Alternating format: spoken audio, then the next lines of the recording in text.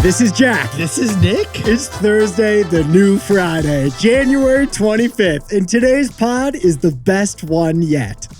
You're supposed to say it's a T-boy, Jack. It's a T-boy. Yetis, it is the top 3 pop business news stories you gotta know today. We got them for you. Happy National Opposite Day, besties. What a wonderful mix of stories. Or is this supposed to be a horrible mix of stories? I think Jack? I almost broke the podcast by starting with This is Jack. It's not the best one yet. It's the worst one yet. But Jack, 3 stories for today's show. What do we got for Opposite Day? For our first story, Amazon Prime Video is reportedly dropping $100 million to sign MrBeast. The biggest YouTube creator in history just got the biggest media deal of the year. For our second story, Puma's sneaker stock fell 10% because Argentina devalued their currency. So Jack and I are going to explain hyperinflation with a pair of Puma cleats. And our third and final story is Apple. Apple's iCar just got delayed again. Don't call it the iCar anymore. Call it the Y car. As in, why are you even making this car anymore?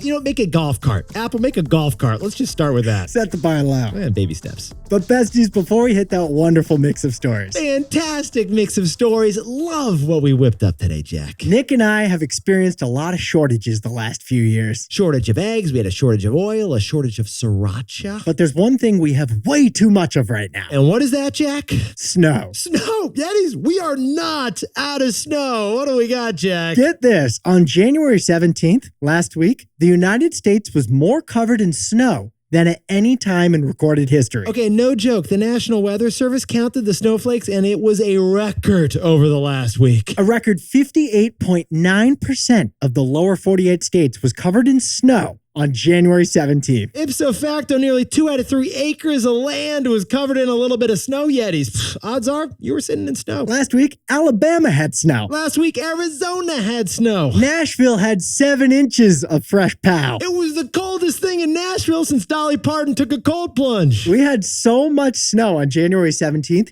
you could actually ski from Maine to Mississippi. In fact, the only 2 states that didn't have snow last week were Texas and Florida. The Cowboys and the Gators. Everything else was frosty. Everyone else was a literal White Walker. Olaf was skiing in New Mexico. Elsa was skating in the bayou. So much snow that Reese Witherspoon turned her snow into ice cream. And then what happened to Reese Witherspoon, Jack? She got roasted on Instagram because it was dirty snow. Reese Witherspoon got canceled because she had too much snow. She turned it into an ice cream. Besties, America hasn't seen this much snow since the Ice Age. So Yetis, go out and throw some snowballs like Buddy the Elf. Go out and skate some skates like Blades of Glory. Hansel's so not hot right now. After all, Yetis, a Yeti's natural habitat is in the snow. Enjoy the record snow, Jack. Let's hit our 3 stories.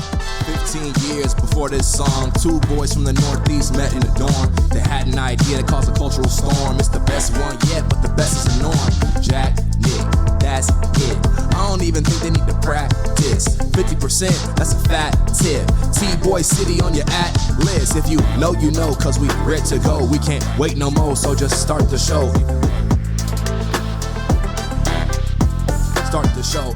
For our first story, we just got an update on Apple's iCar. And here it is. Apple's car is delayed again. After 10 years of no Apple car, should they just cancel this project or keep trying? Jack, before we jump into the story, can we go back in time? Take us back to 2014. We're living in the East Village. What is going on, man? That's when Apple began Project Titan. Project Titan, and what was that exactly? It's the code name at Apple for their secret project to make the first Apple car. Apple's next big thing was gonna be the iCar. Now, in this show, we've covered updates about the iCar a number of times over the years. It's been a while, Jack. It's been a while. The last time we covered the iCar progress was in 2022. Back when Apple hired a designer from Lamborghini to design their new car. Because the iCar was going to be the most advanced, futuristic, and tech-forward car ever. Yetis, the Apple iCar was going to have no steering wheel and no pedals. It was going to be self-driving innovation that Steve Jobs would have loved to drive over to yoga. Yetis, in the Apple iCar, Siri was going to be riding shotgun. You'd have unlimited dongles and Jack, a cup holder for each and every AirPod. I heard when you get in the iCar, Bono from U2 would come out and start playing music for you, Jack. Hello. But Yetis, it's been 10 years since all of that talk. And where are we standing right now? We're at the 10-year anniversary of the launch of Apple's car project, and they have nothing to show for it. Not even a prototype. Which leads to the news. Apple's board reportedly told the company to ditch their self-driving car. It's time to just put a car out there. Any car. Or else we're going to kill this whole iCar project. Dude, where's my iCar? But Yetis, the iCar is happening, and we got the date. The Apple iCar is coming out in 2028. That's the new launch date, according to Bloomberg reporting. A full 14 years after they started the project. Besties, this is not an iCar. This is more like the Y car. Because why are they even making it at this point? Like, remember, Jack and I told you this was supposed to be a futuristic, electric, self-driving, Apple tech-infused car. According to the report, though, from Bloomberg, it's not going to be self-driving anymore. They've abandoned that part. It's going to have advanced cruise control, but many cars have advanced cruise control these days. And the Apple car is going to be electric, but plenty of cars are electric these days. And the Apple car is going to integrate perfectly with your iPhone, but every car already does that with Apple CarPlay these days. The iCar, it feels like the rare, huge strategic miss by the world's most successful company. It's not the iCar, it's the Y car. Why even doing this, guys? But it'd be cool if you did it. We would probably purchase one. So, Jack, what's the takeaway for our buddies over at Apple? The greatest cost isn't time, money, or work. It's opportunity. Yetis, after 14 years and hundreds of millions of dollars and loads of attention, Apple might unveil a car by 2028. That's a lot of time, a lot of money, and a lot of work. But the way Jack and I see it, the biggest cost wasn't any of those. The biggest cost was the opportunities that Apple could have pursued instead. Imagine what Apple could have achieved if they hadn't been working on this car for the past 10 years. If Apple wasn't working on that car, they could have built a U.S. factory for their iPhones and gained manufacturing diversity away from China. Apple could have gotten ahead on AI instead of falling behind on AI. Apple could have bought DuckDuckGo and given us a search engine to rival Google. Add it all up, besties. The biggest cost isn't time, money, or work. No, the biggest cost is the missed opportunity to work on something else. The biggest cost is the opportunity cost. For our second story, you've probably read crazy headlines about what's happening in Argentina's economy right now. We'll tell you what's happening in Argentina by looking at Puma's soccer cleats. But Yetis, in 2022, we Americans, we were pretty furious about the high prices, weren't we, Jack? Because in July of 2022, inflation hit 9.1%. I mean, Jack, a Big Mac, remember when a Big Mac used to cost you just $5? Today, they're like $7. $7 for 2 all-meat patties, special sauce, special cheese, and the sesame seed bun. And have you seen the price of those sesame seeds? But besties, you think that's bad? Get this. In Argentina, inflation is up 200%. 200% inflation right now means everything is 3 times more expensive than last year. No joke. On the ground in Buenos Aires, Argentina, stores are literally changing price tags every day because the prices change every single day. If you want a Big Mac, you need like 1 billion pesos. You need to be a peso billionaire. So, Argentines were desperate for change, and they elected the libertarian leader Javier Milei as president back in November. And Jack, what was President Javier Milei's first move over in Argentina? He devalued the local currency, the Argentine peso, by half. And Yetis, he calls that painful move shock therapy to turn around Argentina's struggling economy. So Nick and I were looking for the right way to tell the story on the pod. We actually took some time. We're like, all right, what's the best way we can explain this crazy situation down in Argentina? And we came up with an idea. The best way to understand Argentina's economic shock is through Puma's sneakers. Because Yetis, Puma established itself in Argentina 44 years ago with offices outside Buenos Aires. I'm sorry, just outside Buenos Aires. Their goal was simple: sell soccer cleats to a soccer-crazy nation. From Diego Maradona to Lionel Messi, Argentina, they'll buy some soccer stuff. Argentina has won 3 World Cups. Argentina does 3 things, Yetis. They do soccer, they do beef, and they do watching soccer. That's what Argentina does. Yetis, Puma even built a shoe factory down in Argentina. And they source 24% of their global leather demand to build shoes from Argentina. So Puma was all in on Argentina which helps explain how their stock dropped 10% yesterday. Yeti's Puma stock dropped 10% yesterday because they lost nearly $200 million after Argentina devalued their currency. It was basically shock therapy for Puma stock. So, Jack, what's the takeaway for our buddies over at Puma? Devaluations are great for one thing, but horrible for all other things. Yeah, it is. Because of this currency devaluation, a pair of Puma sneakers made in Argentina just became 50% cheaper overnight for everybody outside of Argentina. If an American needed $100 to buy these shoes before the devaluation, you only need $50 now. And that is why Argentina's president devalued their peso in order to sell more Argentine products to the rest of the world. His thought is that Argentina can climb out of this economic crisis by selling more to the rest of the world with their suddenly lower prices. But here's the problem, besties. If you're Puma,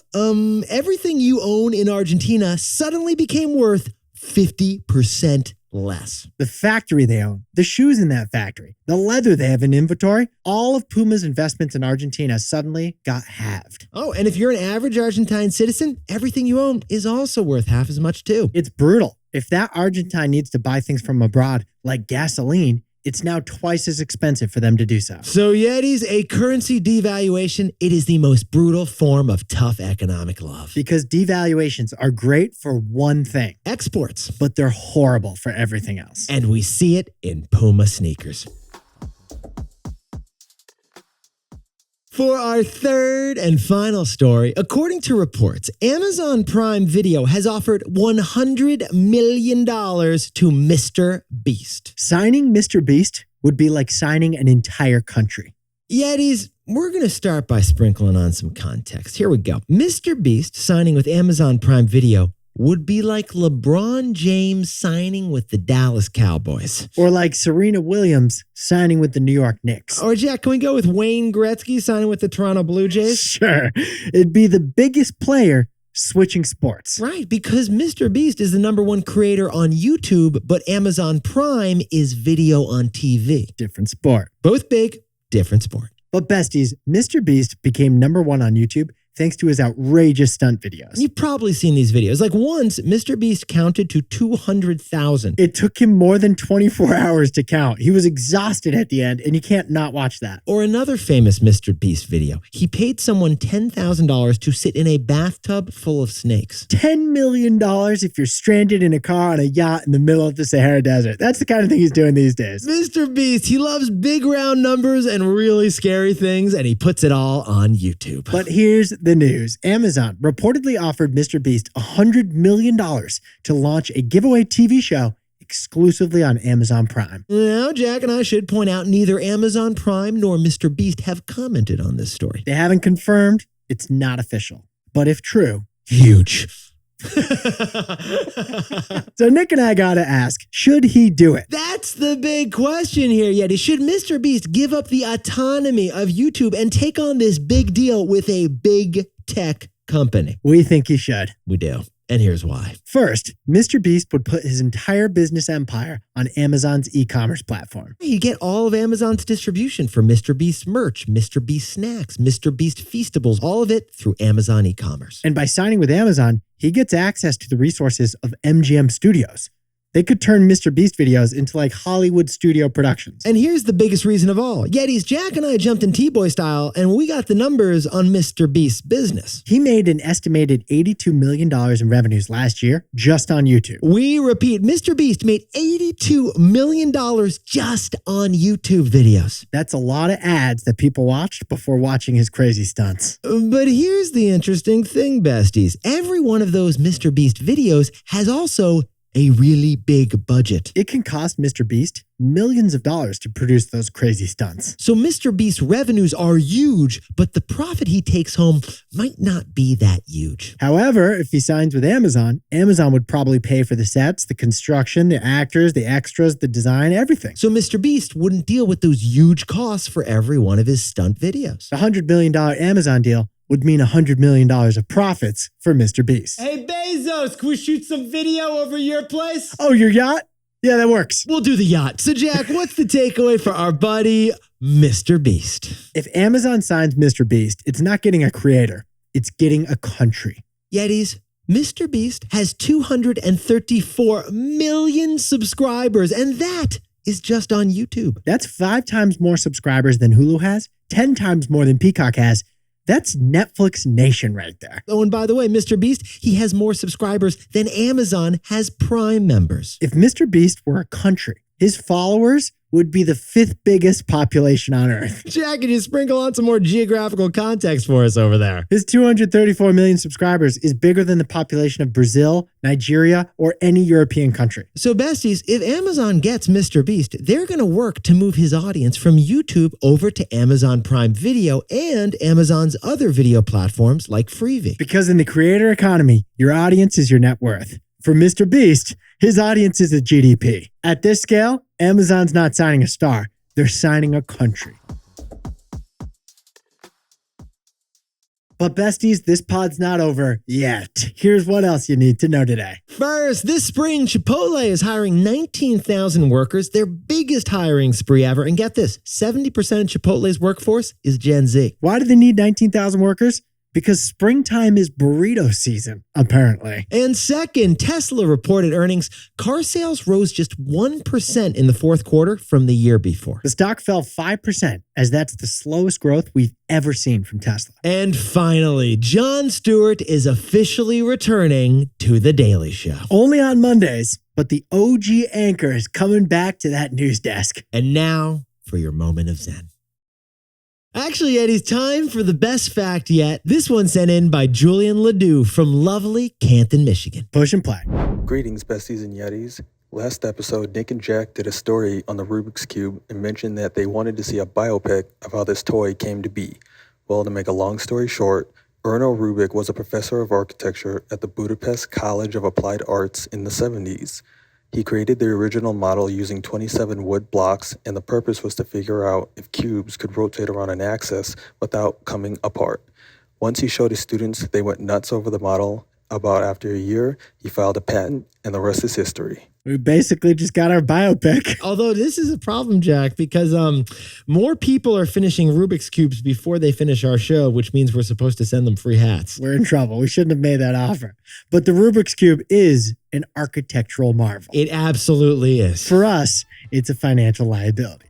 But before we go, Yetis, you are looking terrible today because it is opposite day. We should point out it is opposite day legally and technically. Show us how you're celebrating opposite day. Nick's celebrating opposite day by wearing jeans, something he hates. I've been scratching my legs the whole time and I feel extremely uncomfortable, Jack. Post something the opposite of what you'd normally do and tag us on Instagram. And if you're going to say that the opposite of opposite day is not opposite day, then... At TBoyPod, hit us up. Nick and I, we won't see you tomorrow. Because the opposite of not opposite day is opposite day.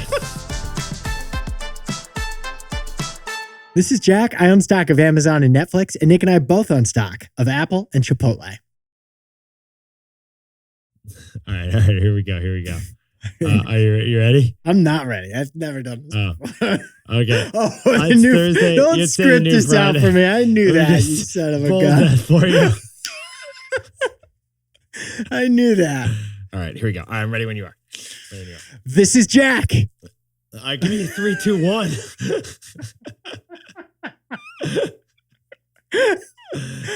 3, 2, 1. For our first story. Wrong button. Wrong button.